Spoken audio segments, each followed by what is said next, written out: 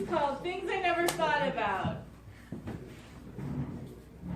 I never thought about my bucket list. Filling lines on paper drops into a gallon jug on too few nights in too many cities. I never thought about where I'd choose, west or south. I choose both. The road to Vegas and LA stretching out before me, yawning like an open mouth. So as you can see, I have Pusheen on my head and I have the camera on a unicorn and a chocolate chip cookie. So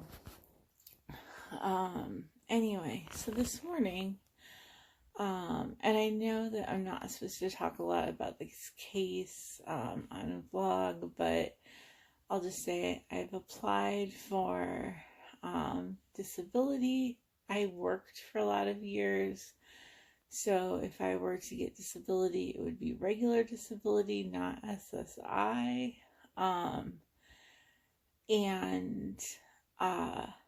So I've applied for disability. I was denied the first time. I have a lawyer, and I'm in one of the rounds where you have to appeal, and so they sent me for what's called a limited exam, which is where they do a physical exam to see how your body part or parts that you are filing because of work or don't work. And so for me, that meant they poked my leg with things, including an oversized Q-tip. You don't understand how much that hurts unless you've had CRPS. And a tuning fork. And some other stuff, but like I said, I'm not going to get into details. Anyway, it was awful. My intention was to vlog after that, but I was in so much pain, I was mostly focused on not vomiting on anyone. So, it snowed last night, and scraping ice off a windshield is like nails on a chalkboard to most people I know. However, that is more painful to me than to many people. I know a lot of people who have migraine-related issues who feel the same. I don't think mine is because of my migraines. It has gotten worse with the CRPS, so I think it's also wired to my nerve condition.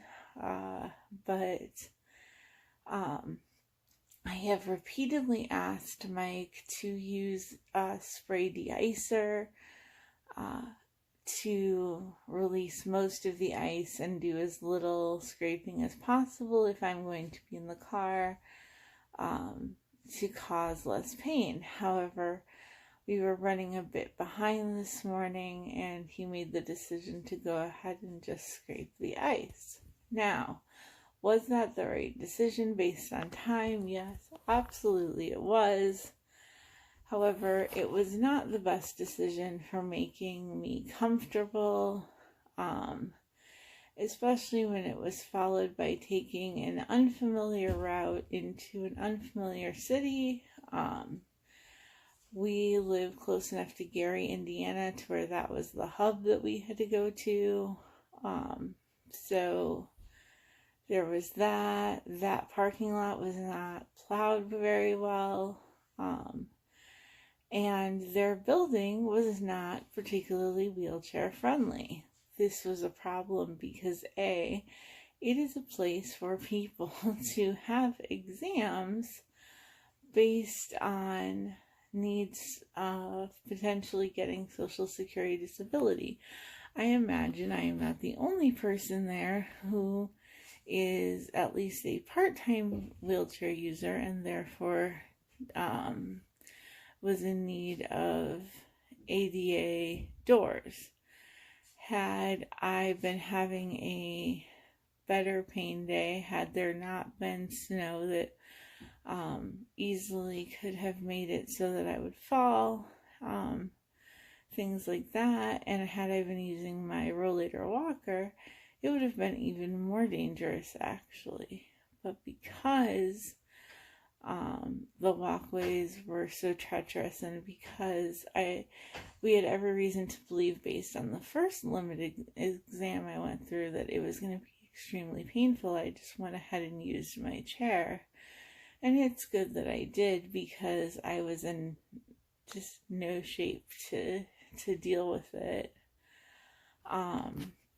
We went from there to Rush University Medical Center for my appointment with my pain doctor, even though it was way earlier than my appointment, in hopes of getting in a bit early, especially because they had said they were going to be taking people early.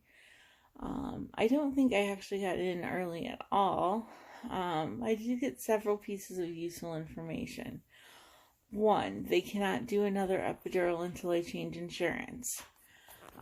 That's a shame, because that is the closest to pain relief I've had. Two, they can work with my doctors who are going to be doing the surgeries for my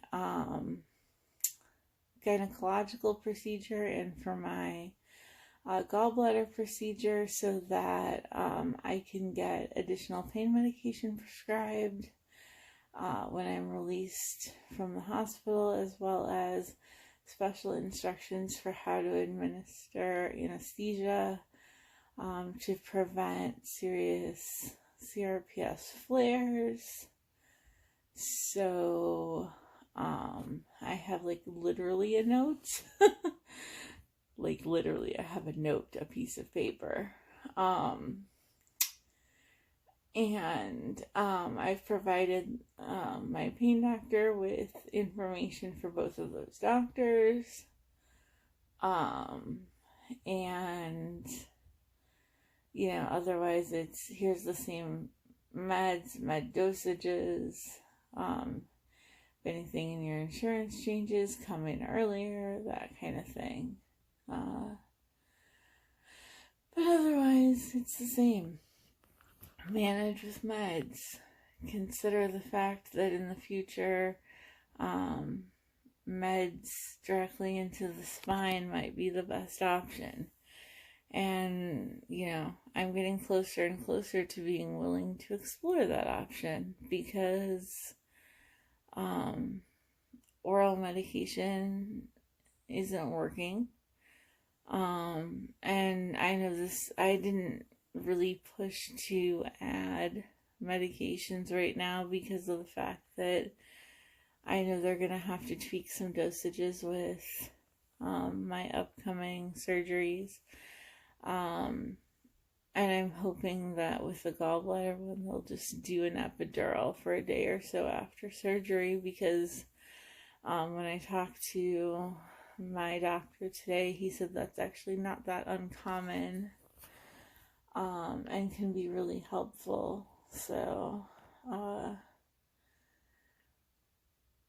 but I mean, long term, just band-aiding it with barely enough pain relief to, have low enough blood pressure to keep existing, low enough pulse to keep existing, and then, spend a great deal of my time in bed, that's not life. And,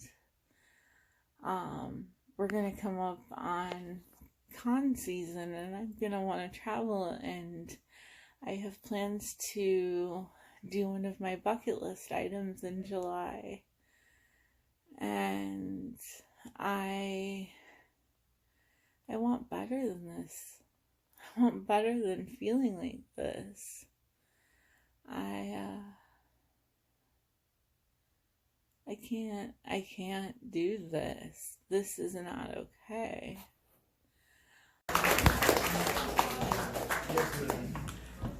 Hi everybody. Hello. So, next week I'm gonna end up having to miss the show because I'm having surgery. So in honor of Valentine's Day, I'm going to read a poem about my ex this week since I won't be here to do it next week. It's called Here's Your Sodding Antecedent. He always said he would have been part of the 27 Club, except they ended up making this indie movie. P.S. Yes, my title has a footnote.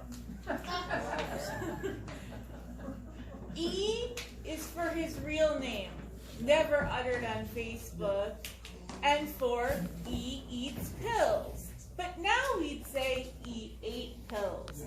Because he loved grammar and linguistics, corrected people, had etymology memorized for too many words just to impress you. M is for his middle name, but also his moniker, and for muerte, and for mail, and the library mark records he learned to enter, that by now I could probably enter, hearing him through grad school mumbling into computers, and then M for the addiction monkey on his back, the monster in the dark, always pulling him back. If there's oblivion to be had and I can only offer words, I know which way you're going no matter what I say, so M is for melting into his mattress. G is for his last name, his family name. He was so determined not to spread that lineage. G is for the grandiose ideas that filled him up sometimes. They became contagious and spread not like a disease, but a cure to all that was slow and sad and stodgy, until the next round of G for gloom, and eventually grief, because he was gone too soon. Now he's left behind G for guilt. Yes. I never thought about crossing lines off the list as he drives 90 down the freeway to one more place, for one more experience we've never had, not quite outrunning dread, chasing something between liberty and life.